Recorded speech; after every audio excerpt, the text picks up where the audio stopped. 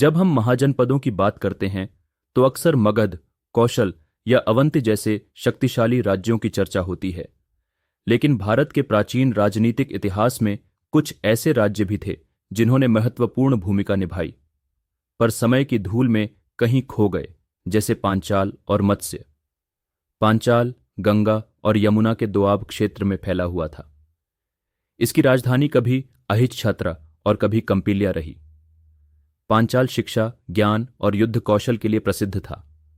महाभारत में भी पांचाल का विशेष उल्लेख है। यहीं की राजकुमारी द्रौपदी थीं, जिनका स्वयंवर अर्जुन ने जीता था। यह क्षेत्र वैदिक परंपराओं का गढ़ था और यहां ऋषियों और वेदों की परंपरा गहराई से जमी हुई थी। दूसरी ओर मत्स्य महाजनपद राजस्थान के अलवर और जयपुर के आसपास के क्षेत्र में स्थित था। मत्स्य की राजधानी विराटनगर थी, वही नगरी जहां पांडव अपने अज्ञातवास के अंतिम वर्ष में छुपे थे। यह राज्य छोटे होते हुए भी रणनीतिक रूप से महत्वपूर्ण था, क्योंकि यह उत्तर भारत को पश्चिमी भारत से जोड़ता था। इन दोनों महाजनपदों की सीमाएं समय के साथ बदलती रहीं, पर एक बात स्पष्ट है, वे न केवल राजनीतिक शक्ति केंद्र थे, बल्कि सांस्कृतिक और सामाजिक रूप से भी अत्यंत उन्नत थे।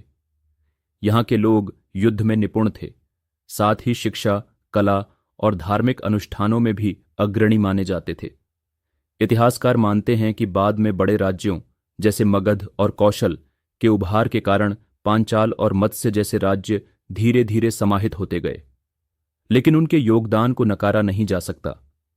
पांचाल और मत्स्य हमें यह सिखाते हैं कि भारत का इतिहास केवल विजेताओं की कहानी नहीं है, बल्कि उन छोटे छोटे राज्यों की भी है जो अपनी जगह पर विशिष्ट थे।